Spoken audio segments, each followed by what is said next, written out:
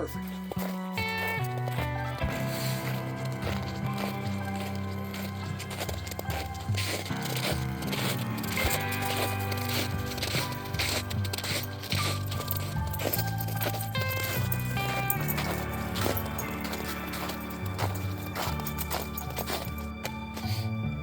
Maggie, heel. Good girl. Break it.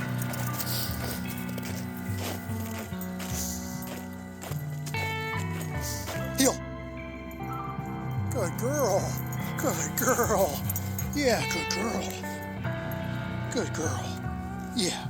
Oh yeah, good girl. All right. Second week of bread. We are making Pain Au Levain is not how you say it.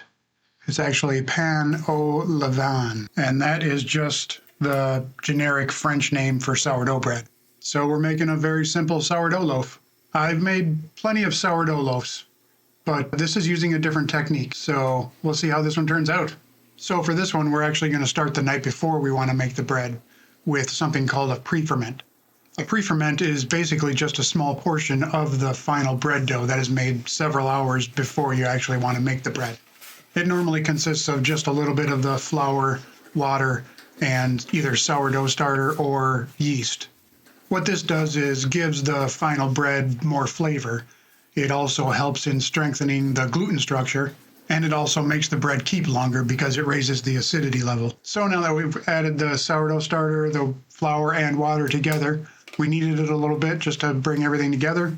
Throw it in this container, put a cover on it, and let it sit for 12 to 16 hours. So I let it sit till the next morning, about 14 hours.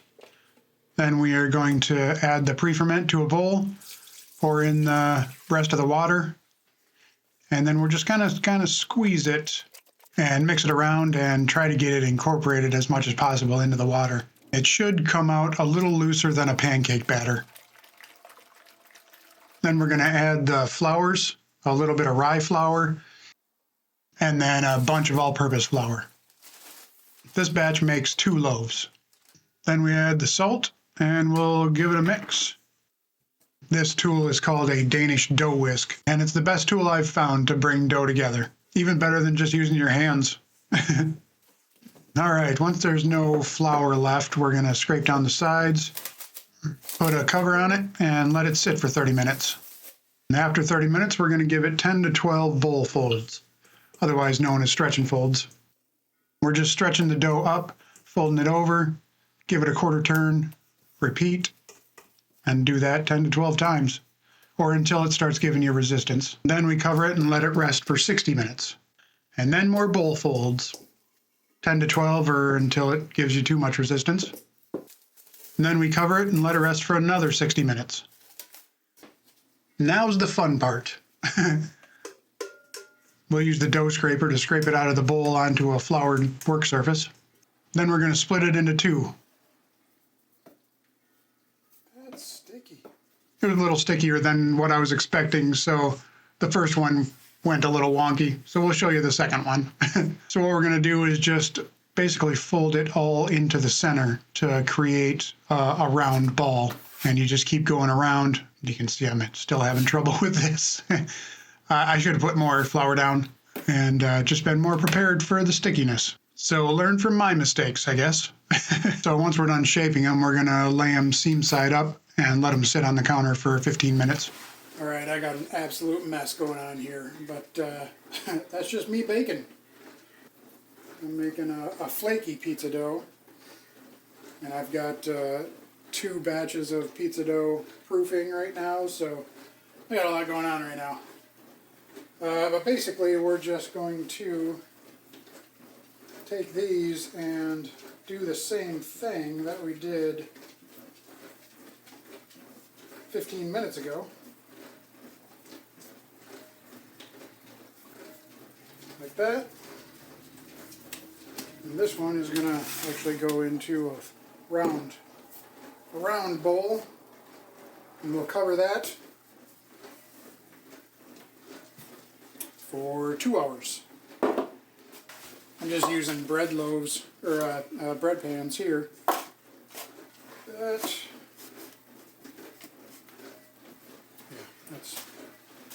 better way to do it.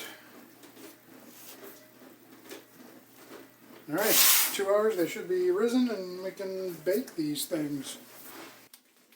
So I should have mentioned those containers that I put the dough in are just lined with towel, and then I sprinkled some flour in there so that the dough doesn't stick to it. And then I just like to use this pizza peel with some cornmeal spread around and then flop them out on there so I can just slide them into the oven onto the pizza steel that I use for baking bread. Now I'm just using what's called a lamb to put slits in the dough. This just makes it so it has a controlled place to expand while it's in the oven. Speaking of ovens, we've preheated to 450, put our pizza steel in there, as well as a cast iron skillet. And then we're going to just pour water into the skillet, being careful not to spill any. That creates steam, which gives the loaf more spring in the oven. Gosh, I love time lapses.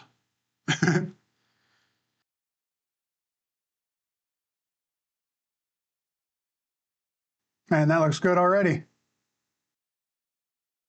So after 35 to 40 minutes, this is what they look like.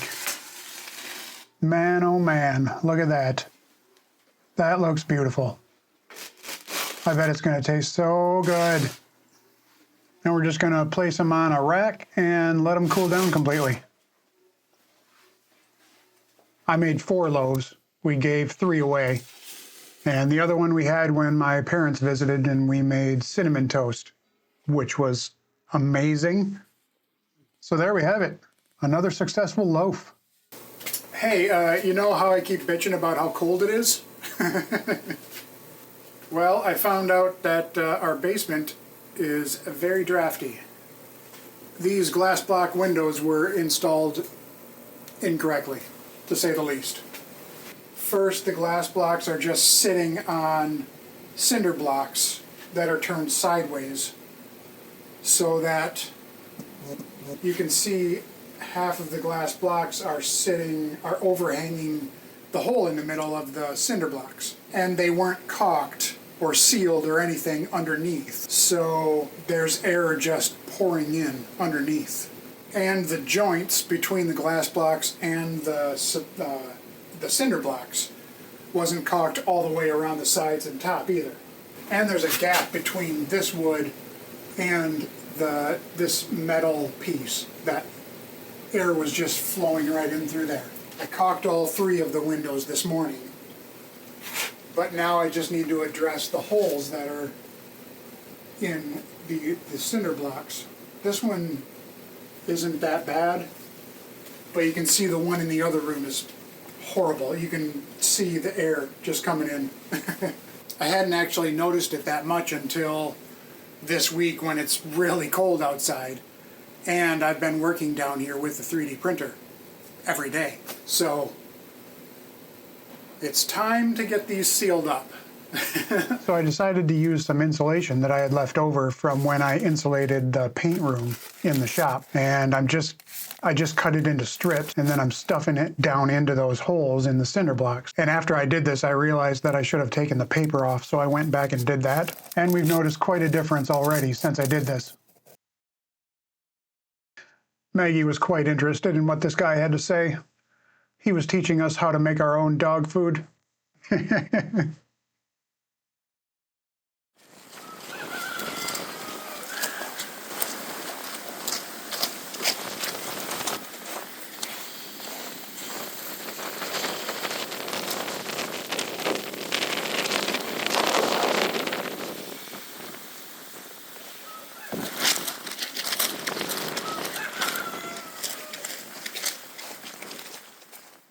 I made this built-in cabinet for a couple last April that are about 30 minutes south of us. I had posted this video to my Instagram account. Obviously.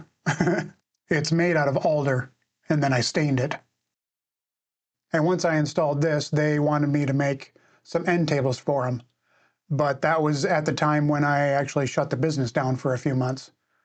So this last December, I reached back out to them saying that I was back up and running and if they were still interested. And they had said that they really hadn't looked for anyone else because they knew that they wouldn't find anyone that would do as good a job as me. So that felt good. So here I am designing 4 end tables for them. It's all in the same style as the cabinet that I built, but they're all just a little bit different, as you'll see. I'm using SketchUp for this, and I've been using this program ever since I started designing. It's the easiest, in my opinion, to create fairly simple woodworking designs. Once I get the basic shape down, then I can tweak it to make it just look better. And I'm cutting off the corners just so the grandkids don't poke their eyes out. And now I'm giving it some color just to make it look more real. And then we've got all 4 of them. And you can see they're all just a little bit different from each other, but they still look like they're from the same line. So after I showed them those initial designs, they came back with a couple options they wanted to see. And so I made those changes to these 2. And yeah, that looks much better. Adding that little curved part down at the bottom was the perfect idea. Today was the coldest day so far this year. And when it's this cold, I gotta go out every hour to check eggs. Otherwise, the insides will expand as they're freezing, and then it'll crack the egg open, and you can't use them then. So that's what I'll be doing for the next week.